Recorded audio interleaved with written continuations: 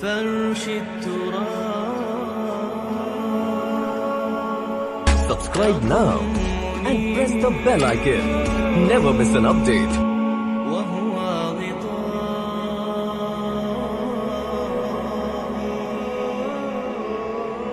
حول الرمال.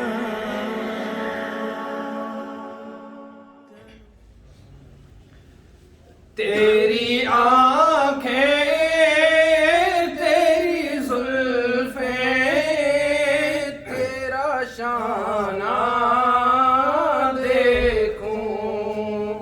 تیری آنکھیں تیری زلفیں تیرا شانہ دیکھوں.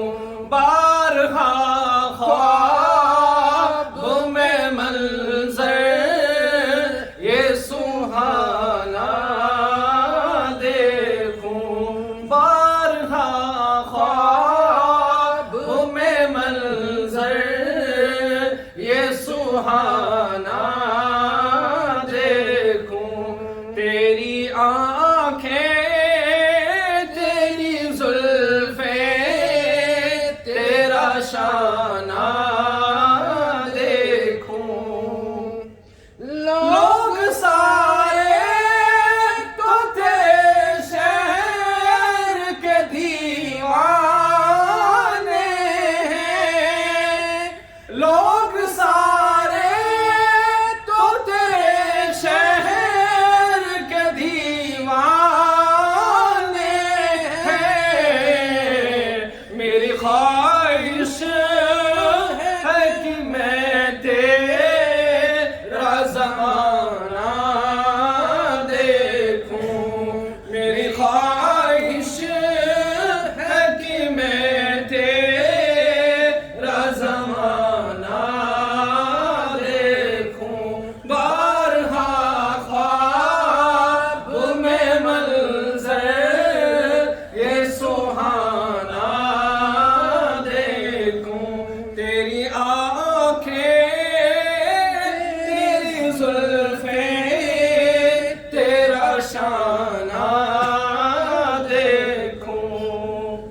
ریت پہنی ہوئی ماں کے گزرگاہوں پر. ریت پہنی ہوئی ماں کے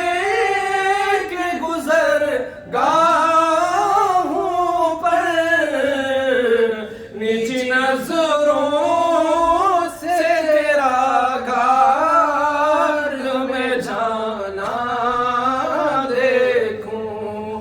نیچی نظروں سے تیرا گھر میں جانا دیکھوں. بارہا خواب میں منظر یہ سہانا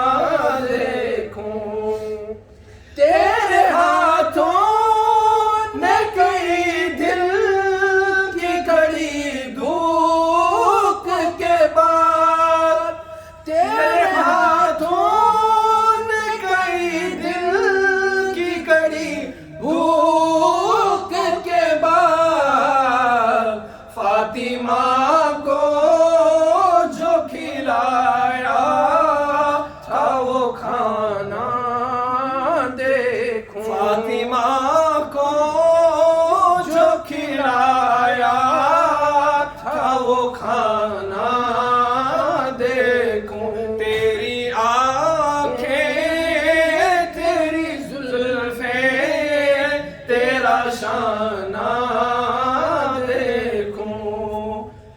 जंग खंदक में जो बांधे थे वो पत्थर चूमो। जंग खंदक में जो बांधे थे वो पत्थर चूमो।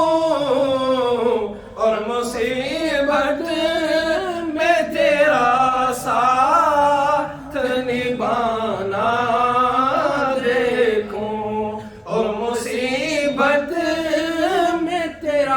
साथ निभाना देखूं। बारहा ख्वाब में मंज़र ये सुहाना देखूं।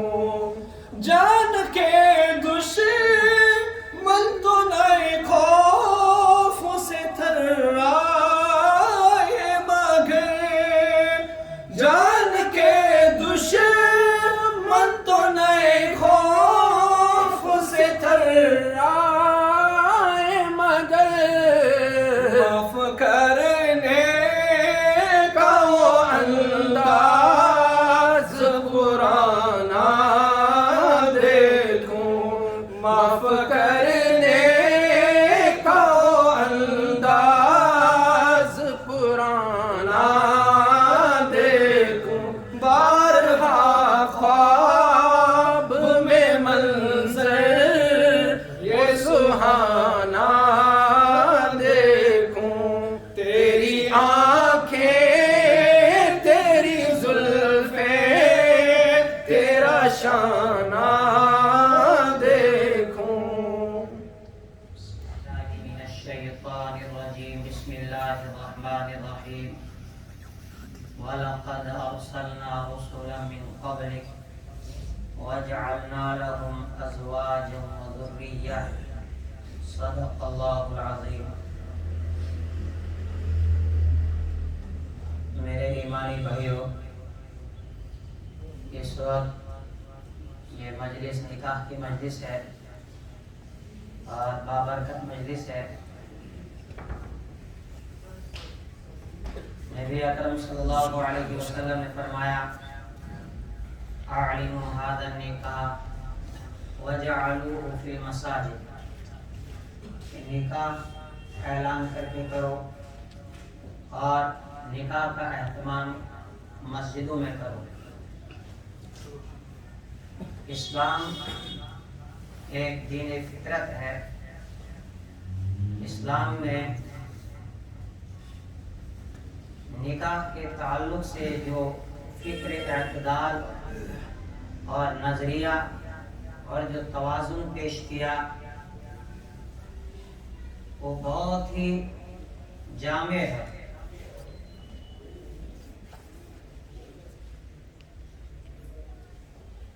और शरीयत में निकाह को बहुत आसान रखा। अल्लाह तबारक व तआला ने इंसान बनाया, इस इंसान की बहुत सारी फितरी ज़रूरतें हैं और उन फितरी ज़रूरतों में से निकाह भी इंसान की एक फितरी ज़रूरत है।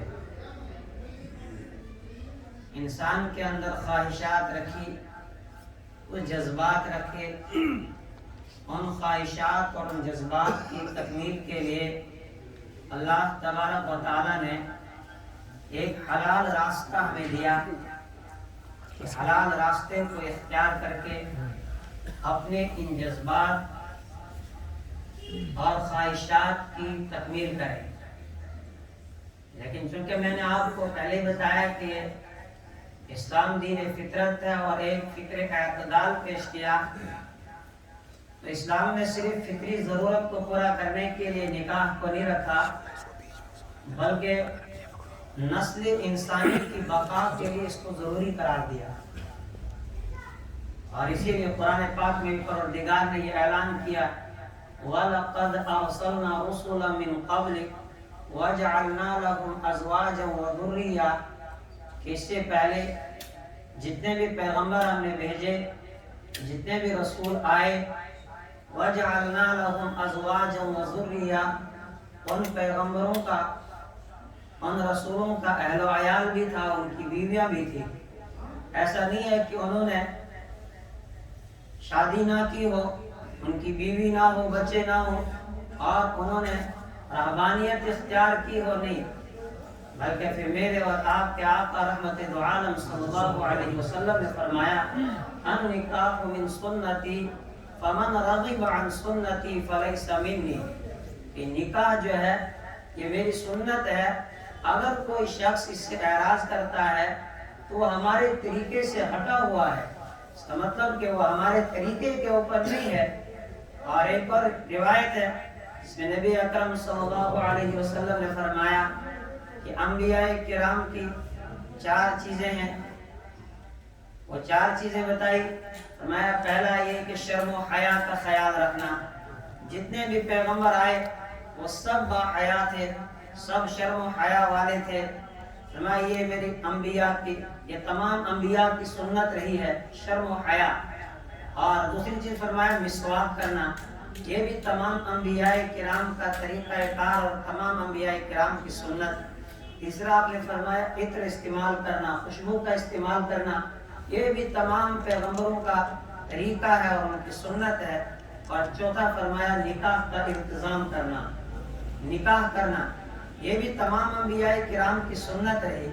اور اسی کو نبی اکرم صلی اللہ علیہ وسلم نے فرمایا اذا تزوج العبد المؤمن، جب مومن بندہ نکاح کرتا ہے فقد استکمل نصف الایمان، تو اس نے اپنے نصف ایمان کو مکمل کر لیا۔ فلیتقی فی النصف الباقی، اس کو چاہے کہ اب جو باقی ایمان ہے آدھا، اس کے بارے میں وہ اللہ سے ڈرتا رہے۔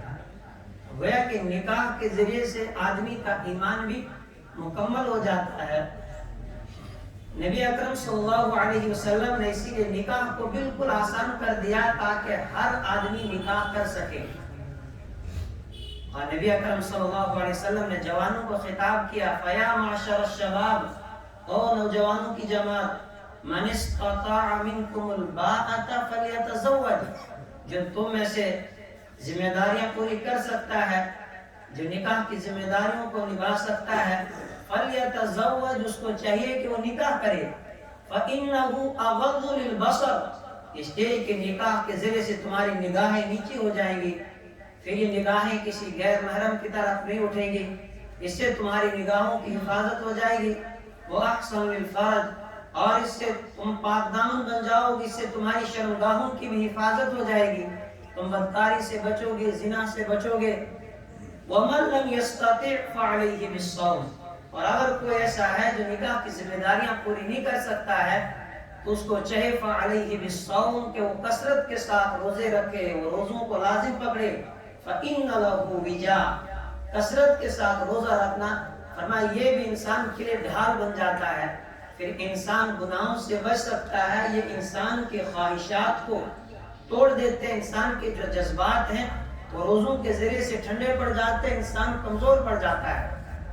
تو اتنی اہمیت میرے اور آپ کے آقا رحمت دو عالم صلی اللہ علیہ وسلم نے ہمیں نکاح کی بتائی اور بالکل آسان کر دیا تھا اس کو۔ اور آج کے معاشرے میں نکاح کو سب سے مشکل ہم نے کر دیا، اور اس کے مقابلے میں جو نتیجہ اس کا آیا، جو اس کی جو برائیاں پھر سامنے آئی، وہ یہ کہ زنا عام ہو گیا۔ زنا کو ہم نے آسان کر دیا، نکاح کو مشکل بنایا، حالانکہ ہونا یہ چاہیے تھا کہ نکاح کو ہم آسان کرتے اور زنا کو ہم مشکل کرتے، تاکہ یہ جو بدکاریاں عام ہوتی جا رہی ہیں، بے حیائی جو پھیل رہی ہے، اس کے اوپر روک لگ جاتی۔ لیکن اس کا الٹا ہم نے کیا۔ نبی اکرم صلی اللہ علیہ وسلم کی پوری زندگی ہمارے سامنے ایک نمونہ ہے۔ میرے اور آپ کے آقا رحمت دو عالم صلی اللہ علیہ وسلم نے کس طرح نکاح کیا، اور آپ نے اپنی بیٹی کا نکاح کیسے کیا۔ حضرت فاطمہ الزہرا رضی اللہ تعالی عنہا، جو اس کائنات میں ایک بہترین عورت، اور جس کو نبی اکرم صلی اللہ علیہ وسلم نے فرمایا جنت کی عورتوں کی سردار ہوگی، اور اس کائنات کے سردار کی بیٹی جو ایک شہزادی ہے، اس کا نکاح ہونے جا رہا ہے، اور کس سادگی کے ساتھ نکاح حضرت علی رضی اللہ تعالی عنہ کے ساتھ طے ہوا۔ اللہ کے یہاں سے فیصلہ آ چکا ہے کہ فاطمہ کا نکاح حضرت علی کے ساتھ ہونا ہے۔ اس کے بعد بھی رحمت دو عالم صلی اللہ علیہ وسلم حضرت فاطمہ الزہرا رضی اللہ تعالی عنہا کے پاس جاتے ہیں، بیٹی فاطمہ علی کے یہاں سے نکاح کا پیغام آیا ہے، تمہاری کیا رائے ہے؟ امت کو اللہ کے نبی صلی اللہ علیہ وسلم یہ تعلیم دینا چاہتے تھے قیامت تک آنے والے ماں باپ کو کہ وہ بچوں کی رائے ضرور لیں، اس لیے کہ جب نکاح کرنا ہے یہ تو زوجین نے آپس میں پوری زندگی گزارنی ہے، اس میں دونوں کی رضامندی کا ہونا ضروری ہے کہ ایسا نہ ہو کہ زبردستی تم ان دو کو آپس میں جوڑ دو کہ اس نکاح کے بندھن کے اندر، اور اس کے بعد پھر ساری زندگی وہ روتے رہیں اور لٹکتے ہیں اور روتے رہیں۔ اس لیے آپ صلی اللہ علیہ وسلم نے فاطمہ الزہرا رضی اللہ تعالیٰ عنہ سے رائے لی۔ حالانکہ کون یہ تصور کر سکتا ہے کہ حضرت فاطمہ الزہرا رضی اللہ تعالیٰ عنہ نبی اکرم صلی اللہ علیہ وسلم کی بات سے باہر جاتی، ان کے رائے کے خلاف کوئی قدم اٹھاتی نہیں، لیکن امت کے لیے آپ صلی اللہ علیہ وسلم کی اسوہ چھوڑ کر جانا چاہتے تھے، یہ تعلیم دینا چاہتے تھے قیامت تک آنے والے تمام والدین کو کہ وہ بچوں کی رضامندی اس میں ضروری سمجھے، تاکہ جب میاں بیوی آپس میں راضی ہوں گے وہ خوش ہوں گے، اور کل کی ان کی جو زندگی ہوگی وہ خوشی کے ساتھ گزرے گی۔ اور اس کے بعد جب نکاح کا وقت آیا، چونکہ یہ نکاح بھی عجیب تھا، وہاں بیٹی کی طرف سے بھی ولی حضرت نبی اکرم صلی اللہ علیہ وسلم خود ہیں، اور حضرت علی رضی اللہ تعالیٰ عنہ کی طرف سے بھی ولی آپ ہی ہیں، حضرت علی کا بھی کوئی اور نہیں تھا۔ حضرت علی رضی اللہ تعالیٰ عنہ کو بلایا کہ علی تمہارے پاس کیا ہے مہر دینے کے لیے؟ انہوں نے کہا اللہ کے رسول صلی اللہ علیہ وسلم میرے پاس کچھ بھی نہیں ہے۔ حضرت علی رضی اللہ تعالیٰ عنہ فقراء صحابہ میں سے تھے، کچھ بھی نہیں ہے، مکان نہیں ہے، ایک ٹوٹا ہوا کمرہ ہے، ایک انصاری نے حضرت علی رضی اللہ تعالیٰ عنہ کو دیا ہے۔ خالی کچھ نہ کچھ تو ہوگا، کہاں ایک زرہ ہے میرے پاس، لے آؤ اس زرہ کو۔ کہ اللہ کے رسول وہ تو جنگ میں کام آتی ہے، کہانی آپ اس کو لے کے آؤ۔ وہ زرہ منگائی، آپ نے کہا یا تو اس کو بیچو یا کسی کے پاس اس کو گروی رکھو اور اس سے قرضہ لاؤ اور مہر ادا کرو۔ اس کے بعد حضرت علی رضی اللہ تعالیٰ عنہ گئے، وہ زرہ لائی، حضرت عثمان غنی رضی اللہ تعالیٰ عنہ نے اس زرہ کو خریدا۔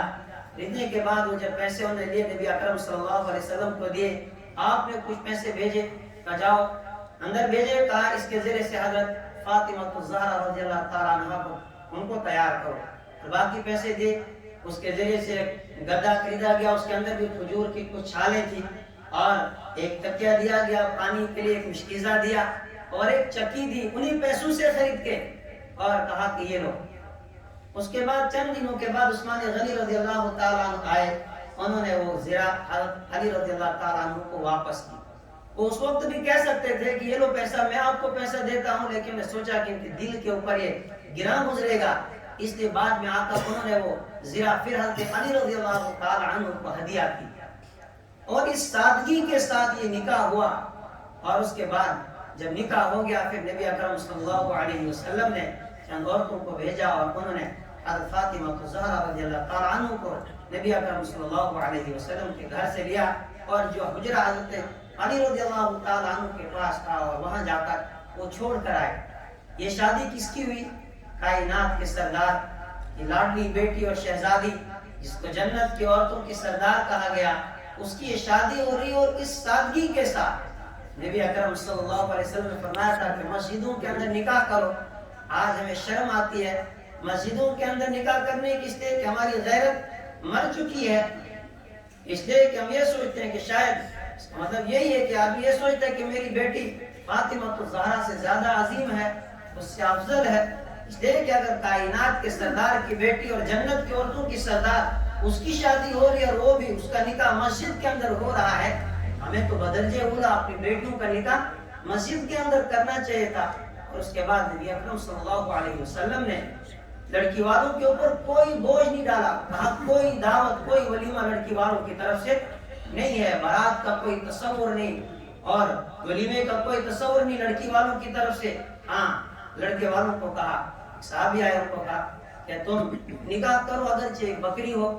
اور بعض مرتبہ اللہ کے نبی صلی اللہ علیہ وسلم اور حضرت علی کے نکاح پر، کہ ان کے پاس کچھ بھی نہیں تھا، اور اس وقت آپ نے کھجوریں اور سادہ پانی تقسیم کیا، کہا یہی ولیمہ ہے۔ جس کی جو حیثیت ہوتی تھی اسی حیثیت کے حساب سے، تو اس سے کیا ہونا تھا کہ خرافات کم ہو جاتے، یہ بے حیائی کم ہو جاتی، لیکن ہم اپنی جھوٹی شان و شوکت کو دکھانے کے لیے کوئی بڑا سا بڑا ہوٹل بک کرائیں گے، پھر قرضہ لیں گے، سودی قرضہ لے کر پھر ہم شادی کرائیں گے، اور پھر ہم یہ توقع رکھتے ہیں کہ اس نکاح کے اندر برکت آئے گی، پھر وہاں بھی طرح طرح کے خرافات۔ مسجد کا ایک ماحول ہوتا ہے، یا نماز کے بعد بیٹھے، اب ایک توجہ انسان کی اللہ کی طرف ہوتی ہے، یہاں جو دعائیں ہوں گی اب اس نکاح کے اندر برکت آئے گی، اب وہاں پر آپ کنجریوں کو نچائیں گے، اس کے بعد ڈانس گانے اور طرح طرح کے خرافات، پھر آدمی یہ توقع رکھے کہ اس نکاح کے اندر برکت آئے گی، وہ کہاں سے آئے گی؟ اور لڑکی کے باپ پر، ان کے والدین پر شریعت نے کوئی بوجھ نہیں رکھا، کیوں؟ اس لیے کہ وہ اپنے لخت جگر کو آپ کے حوالے کر رہے ہیں، جہیز کا اسلام کے اندر کوئی تصور نہیں۔ یہاں جو میں نے آپ کو کہا، حضرت علی رضی اللہ تعالیٰ عنہ کو جو سامان آپ نے خرید کر دیا ہے، اس میں ایک پیسہ بھی نبی اکرم صلی اللہ علیہ وسلم کا نہیں تھا، وہ جو زرہ بیچی گئی اسی پیسے میں سے وہ سارا سامان خریدا گیا۔ بہت سارے لوگ یہ کہتے ہیں کہ حضرت فاطمہ کو جہیز دیا گیا تھا، وہ جہیز نہیں تھا، یہ سب ہندوانہ ایک رسم آئی۔ ہندوؤں کے یہاں چونکہ وراثت کا کوئی تصور ہی نہیں ہے، اور اسلام نے تو وراثت کا ایک کنسپٹ ہمیں دیا، ایک تصور دیا، اور ہم بیٹی کو وراثت دینے کے لیے تیار نہیں ہے، کہتے ہم نے تو اس کی شادی پر اس کو اتنا دیا اتنا دیا۔ آپ اگر سارا پیسہ بھی اس وقت لوٹائیں گے، لیکن اگر آپ نے وراثت میں بیٹی کو حق نہیں دیا، کل قیامت کے دن اللہ کے یہاں اس کی پوچھ ہوگی، اس کا ایک پیسہ بھی آپ کا ہڑپ کر لینا اتنا ہی برا ہے جتنا خنزیر کھانا ہے، اور اس چیز کی طرف ہمیں کوئی توجہ نہیں، بس جھوٹی شان و شوکت ظاہر کرنے کے لیے جہیز اور پھر لڑکے والوں کی طرف سے مطالبے، اور اس کا نتیجہ ہمارے سامنے آئے روز لڑکیاں خودکشی کر رہی ہیں، لڑکیوں کو ٹارچر کیا جاتا ہے کہ آپ نے کچھ لایا نہیں۔ ساری تباہی کہاں سے آئی؟ جب ہم نے نبی اکرم صلی اللہ علیہ وسلم کے طریقے کو چھوڑ کر شادی کرنا شروع کیا، اور پھر لاکھوں روپے انسان اڑاتا ہے سودی قرضے لے کر، اور پھر آدمی کہتا ہے کہ دعائیں کرو۔ کیسے ہو سکتا ہے؟ یہاں ایک باپ کے اوپر کیا گزرتی ہے جس وقت وہ اپنے لخت جگر کو آپ کے حوالے کرتا ہے۔ ایک جانور کو ہم گھر میں لاتے ہیں، اس کو جب آدمی پالتا ہے چند دن، تو اس سے بھی انسان کو ایک عجیب محبت ہو جاتی ہے۔ قربانی کا جانور خرید کر لاتے ہیں، چند دن اس کو پالو، بچوں کو اس کے ساتھ اتنا انس اور اتنا پیار ہو جاتا ہے، جب اس کو ذبح کرنے لگتے ہیں تو بچے رو پڑتے ہیں، آپ نے اس کو کیوں ذبح کیا؟ یہاں تو آپ کو ایک باپ اپنی بیٹی دے رہا ہے، جس نے اس کو کئی سالوں تک اپنے گھر میں رکھا، اس کی پرورش کی، وہ ماں نے اس کو 9 مہینے اپنی کوکھ میں رکھا، اس کے بعد اس کی پرورش کی، وہ بیٹی آپ کے حوالے کی جا رہی ہے، اور یہاں بھی خدشات ہیں، نہ یہ گھر میں جانا ہے، پتہ نہیں وہاں جا کر ان کے مزاج آپس میں ملیں گے نہیں ملیں گے، یہ نکاح کامیاب ہو پائے گا نہیں ہو پائے گا، لیکن اس کے باوجود ہم اس وقت کتنی خوشیاں مناتے ہیں اور کتنا پیسہ اڑاتے ہیں، جبکہ کوئی گارنٹی نہیں کہ آگے جا کر ہونے والا کیا ہے۔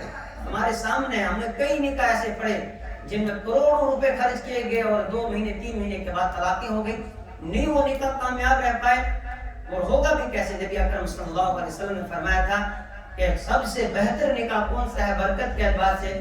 ایسرھا مونتن، جس میں سب سے کم خرچ ہو، جو بالکل سادگی کے ساتھ کیا جائے، اس نکاح کے اندر سب سے زیادہ برکت ہے۔ اور ادھر جہاں ولیمے کی بات آئی، لڑکی والوں پر کوئی خرچہ رکھا ہی نہیں شریعت نے، لڑکے والوں کو حکم دیا کہ اپنی حیثیت کے مطابق جتنا تم کر سکتے ہو تم ولیمہ کرو، اور پھر نبی اکرم صلی اللہ علیہ وسلم نے حکم بھی دیا کہ اگر ولیمے کی کوئی دعوت تمہیں کرے اس میں تم ضرور شریک ہو جاؤ، اگر کوئی عذر نہ ہو، اگر بغیر عذر کے تم نے اس دعوت کو ٹھکرا دیا تو تم نے اللہ اور اس کے رسول کی نافرمانی کی۔ اور ادھر پھر نبی اکرم صلی اللہ علیہ وسلم خود فرما رہے ہیں کہ بکثرت طعام الولیمہ، کہ سب سے بدترین کھانا ولیمے کا کھانا ہے، جس کھانے کے اندر غریبوں کو جو ہے مدعو نہیں کیا گیا، صرف امیروں کو دعوت دی گئی، تو سب سے بدترین کھانا اس کو کہا گیا ہے، اس کے لیے کہا گیا کہ اس سے بچو۔ تو یہ وہ تمام خرابیاں جو معاشرے کے اندر آئی ہیں، وہ اس وجہ سے آئی کہ ہم نے نبی اکرم صلی اللہ علیہ وسلم کے طریقے کو چھوڑ کر نکاح کرنا شروع کیا۔ عبد الرحمن بن عوف رضی اللہ تعالیٰ عنہ کو دیکھیں، اتنے بڑے صحابی، مالدار صحابی ہیں، انہوں نے نکاح کیا، نبی اکرم صلی اللہ علیہ وسلم کو کوئی خبر نہیں۔ آپ نے ان کے کپڑے کے اوپر رنگ دیکھا، کہا یہ کیا؟ کہا یہ خوشبو کا رنگ ہے، اور کہا یہ کیسی خوشبو؟ کہا میں نے نکاح کر لیا ہے۔ تو اس وقت ان کو کہا کہ تم ولیمہ کر لو، اگر ایک ہی بکری کیوں، اس لیے وہ مالدار تھے، لیکن آپ نے گلے شکوے نہیں کیے کہ آپ نے مجھے کیوں نہیں بلایا، حالانکہ وہیں رہتے ہیں، لیکن کوئی خبر نہیں، اتنی سادگی کے ساتھ نکاح کیا جاتا تھا۔ تو تو ضرورت اس وقت اس چیز کی ہے کہ جوانوں کو آگے آنا ہے، ہمت رکھنی ہے، لوگ کیا کہنے دیں، لوگوں کی باتوں کی ہم نے پرواہ نہیں کرنی، اس صحابہ والا ایمان اپنے اندر پیدا کرنا ہے۔ حضرت حذیفہ رضی اللہ تعالیٰ عنہ کے ہاتھ سے لقمہ گر جاتا ہے، ساتھیوں نے ہاتھ سے یوں کیا، جب انہوں نے لقمہ اٹھایا انہوں نے کہا لوگ ہنسیں گے، انہوں نے کہا ہنسنے دو، اَأَتْرُكُ سُنَّةَ حَبِيبِي لِهَٰؤُلَاءِ الْحُمَقَاءِ، ان جاہلوں اور ناہنجاروں بیوقوفوں کی وجہ سے میں اپنے نبی کی ایک سنت کو چھوڑ دوں؟ اور نبی اکرم صلی اللہ علیہ وسلم نے فرمایا کہ ایسے وقت میں جب میری سنتوں کا جنازہ نکل رہا ہو، میری سنتیں مر چکی، اس وقت اگر کوئی آدمی میری ایک سنت کو زندہ کرے گا اس کو 100 شہیدوں کا ثواب ملے گا۔ تو اس لیے ضرورت اس وقت یہ ہے کہ نوجوانوں نے فکر لینی ہے اور یہ عہد کر لینا ہے کہ ہم نے جو شادی کرنی ہے ہم نے شریعت کے مطابق کرنی ہے۔ لوگ باتیں کرتے ہیں، کرنے سے ہمیں کوئی فرق نہیں پڑے گا۔ اللہ نبی صلی اللہ تبارک و تعالیٰ نے قرآن میں فرمایا کہ اگر تمہیں شرم آئے گی میری سنتوں کو اپنانے میں، میرے طریقوں پر چلنے میں، پھر مجھے کوئی پرواہ نہیں، میں تمہارا محتاج نہیں ہوں۔ یستبدل قوما غیرکم ثم لا یکونوا امثالکم، میں دوسروں کو لاؤں گا وہ عمل کریں گے اور تم جیسے نہیں ہوں گے۔ ولا یخافون لومۃ لائم، وہ لوگوں کی باتوں سے بھی ڈریں گے نہیں، ملامت کرنے والے ملامت کرتے رہیں گے، وہ گھبرانے والے نہیں ہوں گے۔ تو اس لیے ضرورت اس چیز کی ہے کہ ہم نے اس چیز پر قائم ہونا ہے، کھڑا ہونا ہے، اور اگر ہر جوان یہ عہد کرے گا پھر آپ دیکھیں گے کہ معاشرے کے اندر کس طرح تبدیلی آئے گی۔ ہم جو کہتے ہیں نا معاشرہ خراب ہو گیا، اسی معاشرے کے افراد میں اور آپ بھی ہیں۔ ہر آدمی اگر اپنے آپ سے شروع کرے تو خود بخود معاشرے کے اندر ایک تبدیلی آئے گی۔ تو یہ ہے سب سے بڑی خرابی کہ نکاح بڑی عمر میں کیا جا رہا ہے، جب جوان جو ہے جس کو اس وقت ضرورت ہوتی ہے اس کی شادی کی نہیں جاتی، ماں باپ کہتے ہیں چھوٹا ہے، یہاں تک کہ پھر وہ باہر منہ مارتا ہے، باہر جا کے وہ بدکاری میں مبتلا ہو جاتا ہے، وہ سارا کا سارا گناہ اس کے ماں باپ کے سر چڑھتا رہتا ہے۔ تو اس لیے یہ مختصر سی مجلس، آج کی اس مجلس سے ہم ایک ارادہ کر کے اٹھیں گے، اس میں اکثر جوان ہیں وہ یہی ارادہ کر کے اٹھیں گے کہ ہم انشاءاللہ جب نکاح کریں گے تو مسجد کے اندر کریں گے اور سنت کے مطابق کریں گے۔ اور نکاح جب کیا جاتا ہے چھوارے کون لاتا ہے؟ لڑکے والے لاتے ہیں، اور اس کے بعد ہم جا کر لڑکی والوں کے گھر میں دعوت کھاتے ہیں اور پھر وہاں رشتے کباب اور اتنی بڑی دعوت کھا کے آتے ہیں۔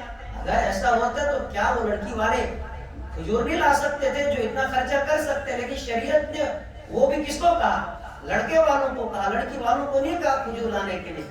ادھر ہم نے کھجور لائے اور ادھر جا کے ان کے گھر میں دعوت کھا کے آ گئے۔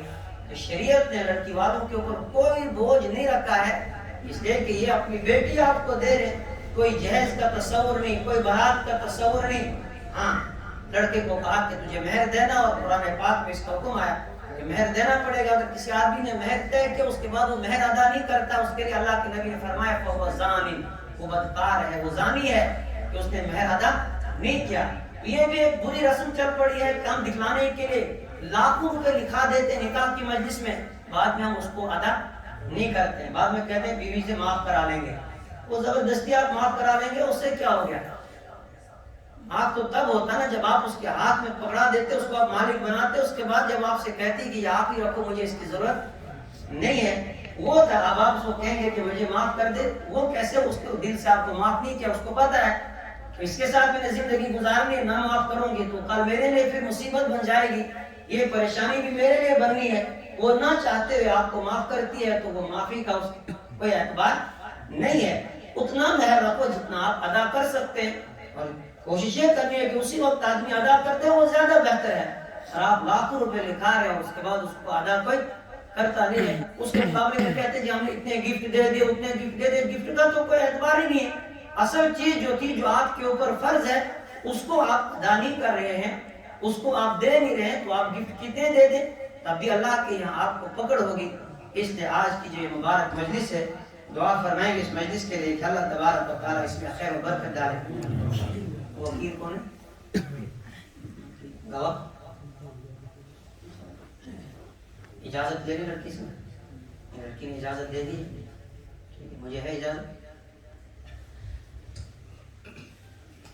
الحمد لله نحمده ونستعينه ونستغفره ونؤمن به ونتوكل عليه ونعوذ بالله من شرور أنفسنا ومن سيئات أعمالنا من يهد الله فلا مضل له ومن يضلله فلا هادي له ونشهد أن لا إله إلا الله وحده لا شريك له ونشهد أن سيدنا وسندنا وحبيبنا وشفيعنا وطبيبنا ومولانا محمدا عبده ورسوله أما بعد أعوذ بالله من الشيطان الرجيم بسم الله الرحمن الرحيم يا أيها الناس اتقوا ربكم الذي خلقكم من نفس واحدة وخلق منها زوجها وبث منهما رجالا كثيرا ونساء واتقوا الله الذي تساءلون به والأرحام إن الله كان عليكم رقيبا وقال في مقام آخر يا أيها الذين آمنوا اتقوا الله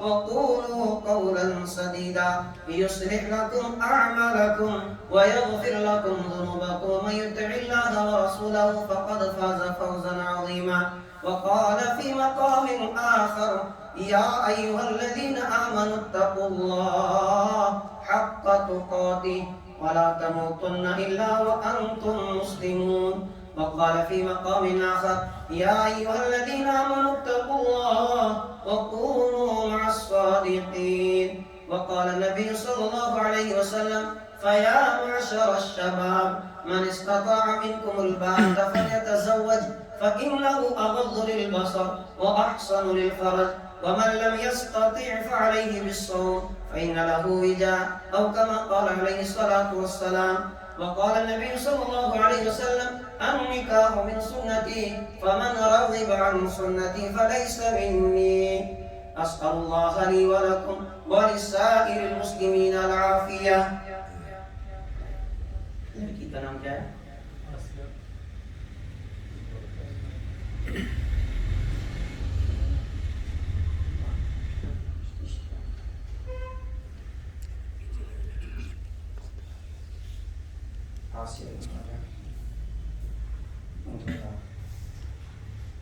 ابھی ادا کروں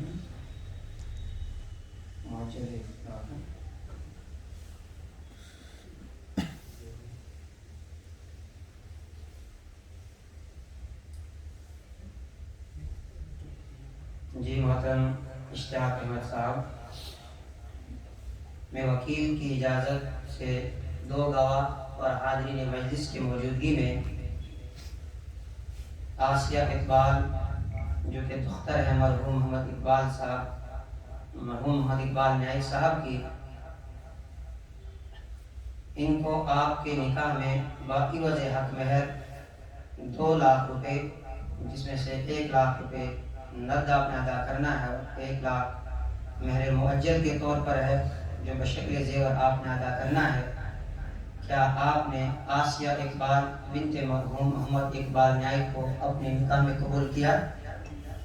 پھر آپ سے ایک بار مخاطب ہوں، اشتیاق صاحب، میں وکیل کی اجازت 2 گواہ اور حاضرین مجلس کی موجودگی میں آسیہ اقبال بنت مرحوم محمد اقبال نیائی کو باقی وجہ حق میں 2 لاکھ روپے، جس میں سے 1 لاکھ ابھی ادا کرنا ہے اور 1 لاکھ روپے بعد میں بشکل زیور آپ نے ادا کرنا ہے، آپ نے آسیہ اقبال کو اپنے نکاح میں قبول کیا؟ حضور سے بارک اللہ لکما وجمع بینکما۔